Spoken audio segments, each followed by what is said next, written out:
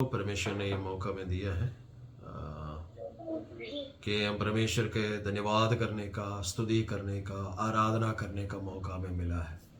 परमेश्वर के पवित्र वचन के अनुसार परमेश्वर हमसे प्रेम करते हैं, परमेश्वर हमें संभाल कर रखते हैं। इस साल की शुरुआत से लेकर इस 11वें महीने के आखिरी इतवार के दिन तक परमेश्वर ने अपनी अनुग्रह हमारे जीवन में दर्शाया। परमेश्वर ने अपनी आशीषों से हमें भरपूर किया।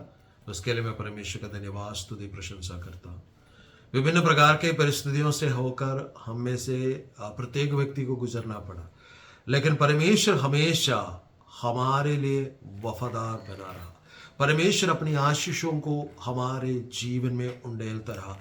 हर एक वक्त जब हमने सोचा कि हमारा सहायता करने के लिए, हमारा मदद करने के लिए कोई भी नहीं है, तब भी परमेश्वर अपने आशीषों को हमारे जीवन में उंडेलते हुए परमेश्वर अपने बुद्धि से हमें चलाता रहा। परमेश्वर अपने समझ से हमें चलाता रहा। और परमेश्वर का पवित्र वचन में इस प्रकार लिखा है कि हालेलुया, चिंता ना करो क्योंकि परमेश्वर को हमारी ध्यान है। आज थोड़ी देर का मनन के लिए चंद आयतों को हम बाइबल के अंदर से पढ़ेंगे जो वचन परमेश्वर ने मेरे जीवन में डाला है। उन वचनों को पढ़कर आज परमेश्वर हमसे क्या बातचीत करना चाहते हैं, परमेश्वर हमसे क्या बोलना चाहते हैं, इस बात को समझने का प्रयास करेंगे। हम पढ़ेंगे भजन संगीता उसका 65 उसका दूसरा पद को पढ़ेंगे। भजन संगीता 65 उसके दूसरा पद। हे प्रार्थना के सुनने वाले सब प्राणी तेरे ही पास आएंगे। हे प्रार्थना के सुनने वाले सब प्राणी तेरे पास आएंगे। ये भजन संगीता जो है दाऊद राजा के द्वारा लिखा गया है। और ये भजन संगीता शुरू करते वक्त इस प्रकार कहते हैं, हे परमेश्वर सियोन में स्तुति तेरी बाट जो होती है और तेरे लिए जितने भी मन्नतें मानी गई है उसे पूरी की जाएगी। और इस भजन संगीता का आखिरी आयत में जब हम पढ़ते हैं वहां पर लिखा है कि क्या होता है, चराई भेड़ बकरियों से भरी हुई है और गहरी और तराइयां अन्न से ढांबी हुई है। वे जयजयकार करते और गाती भी है। और परमेश्वर का पवित्र वचन में इस प्रकार लिखा गया, ये वचन शुरू होते वक्त इस प्रकार कहते हैं कि परमेश्वर के अनुग्रह के कारण परमेश्वर का सम्मुख आकर परमेश्वर का सम्मुख में परमेश्वर के लिए स्तुति जो है बाट जो होती है और परमेश्वर का सम्मुख में मन्नतें पूरी की जाएगी। इस आराधना का वक्त, इस वचन के अंदर भीतर जाने से पहले परमेश्वर के एक संदेश को, एक नबूवत को बताते हुए मैं आगे बढ़ना चाहता।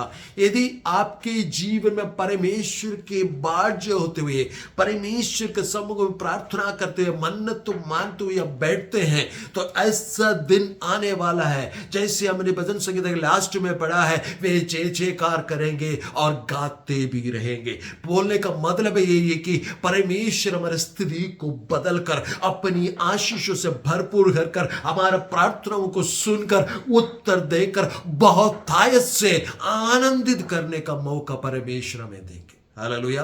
परमेश्वर का पवित्र वचन में जो वचन हमने पढ़ा उसमें लिखा है, ये प्रार्थना का सुनने वाले सारे प्राणी तेरे ही पास आएंगे। जो परमेश्वर ने इस साल की शुरुआत से लेकर अभी तक जो परमेश्वर ने हमें संभाला, जब हम हमारे जीवन की ओर मोड़ कर देखे, जो 11 महीना परमेश्वर का अनुग्रह हमारे जीवन में परमेश्वर ने जो रखा था वो किस प्रकार था देखे तो बहुत ही अचंभित बात है, क्योंकि हमारा परमेश्वर प्रार्थना के सुनने वाला परमेश्वर। क्या हमारा परमेश्वर कौन है? हमारा परमेश्वर वो प्रार्थनाओं को सुनने वाला परमेश्वर है। चाहे आपका प्रार्थना छोटी हो, चाहे आपका प्रार्थना बड़ी हो, जब मैं और आप परमेश्वर के सम्मुख आकर परमेश्वर को पुकारते हैं, इब्रानियों का पत्री के अनुसार परमेश्वर ने यही याद दिया है कि किसी भी वक्त हम परमेश्वर के सम्मुख में जाकर अब्बा पिता करके पुकार कर उनके सम्मुख में प्रार्थना कर सकते हैं। वो हमारा प्रार्थनाओं को उत्तर देने वाला परमेश्वर है। और प्रार्थना के संदर्भ में जब हम देखा जाए बाइबल के अंदर किस प्रकार प्रार्थना की जाती है, बहुत सारी बातें कहते हैं।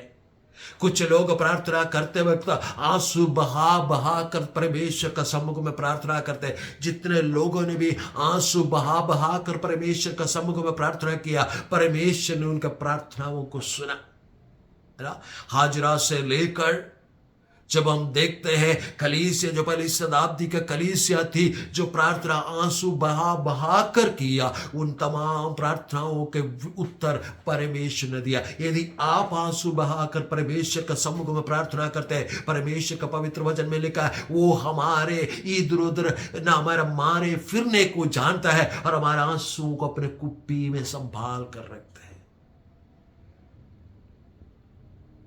प्रार्थना करने का दूसरा तरीका है प्रार्थना और उपवास के साथ प्रार्थना करना। जितने भी लोगों ने उपवास रखकर परमेश्वर के सम्मुख में प्रार्थना किया, उन तमाम प्रार्थनाओं को परमेश्वर सुनकर उत्तर दिया।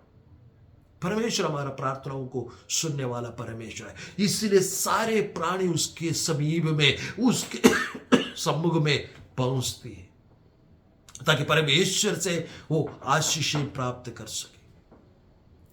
कुछ लोग प्रार्थना करते वक्त मन्नतें मानकर परमेश्वर का सम्मुख में प्रार्थना करते हैं। जैसे ही हन्ना को हम देखते हैं, हन्ना कहती है अगर परमेश्वर ने मेरे प्रार्थना को सुनकर एक पुत्र देंगे तो मैं उस पुत्र को परमेश्वर के लिए समर्पित करूंगी।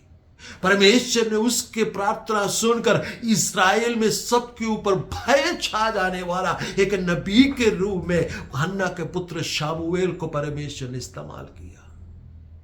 मेरे बोलने का मतलब यही है कि परमेश्वर का पवित्र वचन में जब उत्पत्ति से लेकर प्रकाशित वाक्य तक जब हम पढ़ते, जितने भी लोगों ने घुटने टेकर परमेश्वर का सम्मुख में प्रार्थना किया, प्रार्थना के लिए समय व्यतीत किया, उन सब के जीवन में परमेश्वर ने अपने आशीष को दिया। जैसे हमने गीत गाया, प्रार्थना बिनती ऊपर जाती है, उत्तर देखो उत्तर कराते हैं, शीघ्र ही हमें प्राप्त होते। हमारा परमेश्वर प्रार्थनाओं को सुनने वाला परमेश्वर है। जब हम परमेश्वर का सम्मुख आ जाए हैं, वो हमारा प्रार्थनाओं को सुनकर हमें उत्तर देते हैं। इसलिए आप चिंतित ना हो, निराशित ना हो। यदि आप सोचते हैं कि आपके प्रार्थना परमेश्वर नहीं सुनते, तो ध्यान रखिए हमारा परमेश्वर आपका प्रार्थनाओं को सुनने वाला परमेश्वर है।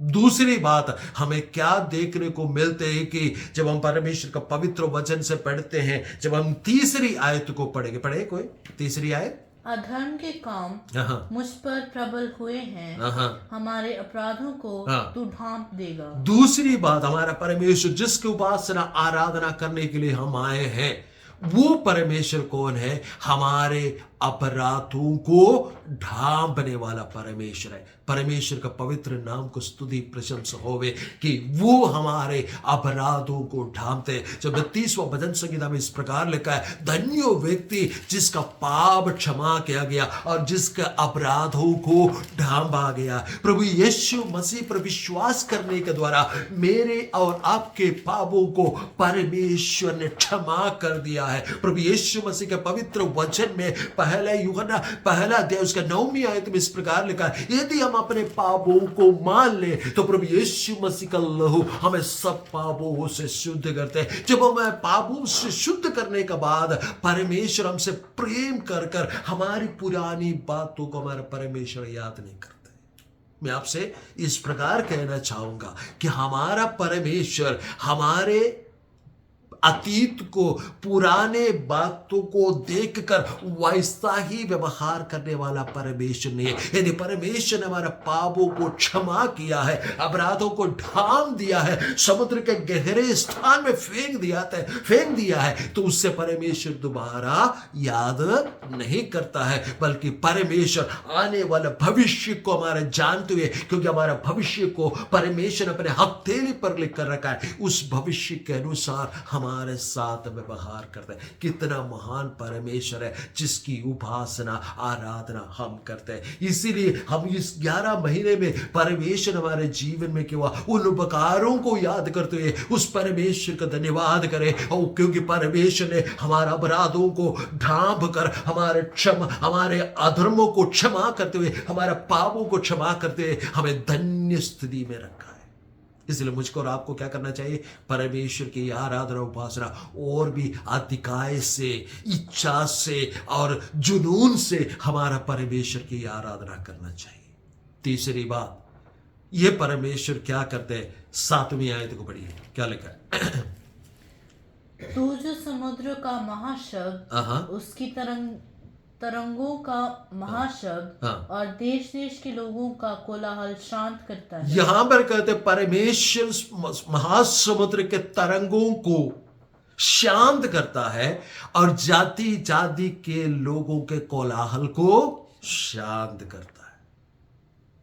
हमारा परमेश्वर जिसकी उपासना और आराधना में और आप करते हैं, यीशु मसीह क्या करते हैं? समुद्र के तरंगों को भी शांत करता है ना। हमें पता है कि प्रभु यीशु मसीह ने क्या किया? 5 रोटी और 2 मछलियों का साथ 5000 पुरुष को खिलाया और उसके बाद 12 टोकरी उसे, है ना, बच गया। वो सब कुछ लेने के बाद प्रभु यीशु मसीह अपने शिष्यों से कहते, आओ पार चले।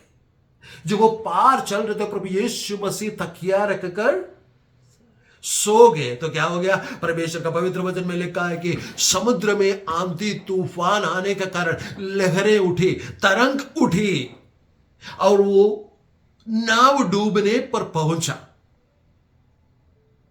तो उन्होंने प्रभु यीशु मसीह को जगाया और प्रभु यीशु मसीह उठकर आंधी तूफान को ढांढा और वे शांत हो। जो तरंग लहर उठे थे वो किस वजह से उठे थे?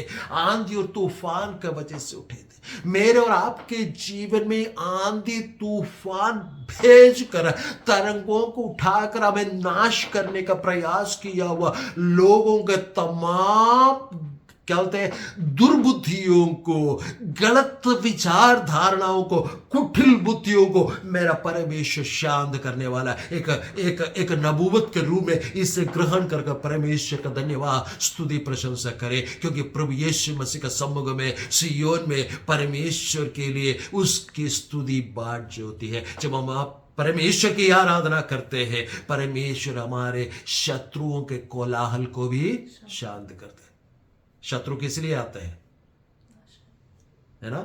घात करने, नाश करने, लूटने, चोरी करने और मारने के लिए आते हैं। लेकिन मेरा प्रभु यीशु मसीह मुझे और आपको बचाए हुए यीशु मसीह, मेरे लिए और आपके लिए जान दिया हुआ प्रभु यीशु मसीह, मेरे लिए और आपके लिए फिर से तीसरे दिन जी उठा हुआ यीशु मसीह, आज पिता परमेश्वर के दाहिनी ओर बैठकर अपने लहू के द्वारा मुझको, मेरे और आपके लिए हालेलुया बीचवाई का काम करने वाले यीशु मसीह, मध्यस्थ करने वाले यीशु मसीह, वो उन कोलाहलों को भी शांत करते हैं।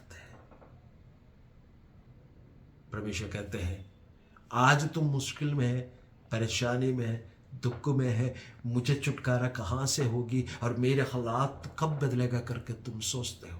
लेकिन परमेश्वर का आत्मा यूं कहते हैं, जब तुम मेरे इंतजार कर मेरे सम्मुख में प्रार्थना करते हैं, अपने अधर्म की बातों को छोड़ देते हैं, तो मैं तमाम बातों को, तमाम कोलाहलों को शांत करते हुए तुम्हें जय जयकार करने वाले बनाएंगे। क्योंकि हमारा परमेश्वर जय देने वाला परमेश्वर है, क्योंकि हमारा परमेश्वर चंगा करने वाला परमेश्वर है, क्योंकि हमारा परमेश्वर छुटकारा देने वाला परमेश्वर है, क्योंकि हमारा परमेश्वर जीवन देने वाला परमेश्वर है, क्योंकि हमारा परमेश्वर चंगा कर कर हमारे जीवन को बदल डालकर हमारे बीमारी का हालात को, बिस्तरे को बदल डालने वाला परमेश्वर, क्योंकि हमारा परमेश्वर जंगल में नया मार्ग खोलने वाला परमेश्वर, क्योंकि हमारा परमेश्वर समुद्र में हालेलुया रास्ता बनाने वाला परमेश्वर, हालेलुया हमारा परमेश्वर वो हालेलुया जंगल में, मरुभूमि में, जहां पर कुछ खाने पीने के लिए नहीं है, वहां पर बटेर भेजकर, स्वर्गीय मन्ना भेजकर खिलाने वाला परमेश्वर, हमारा परमेश्वर जहां पर पानी का कोई सुविधा नहीं है, वहां पर नदियां बहाकर हमें जीवन का जल देने वाला परमेश्वर है, जिसकी आराधना उपासना हम करते हैं।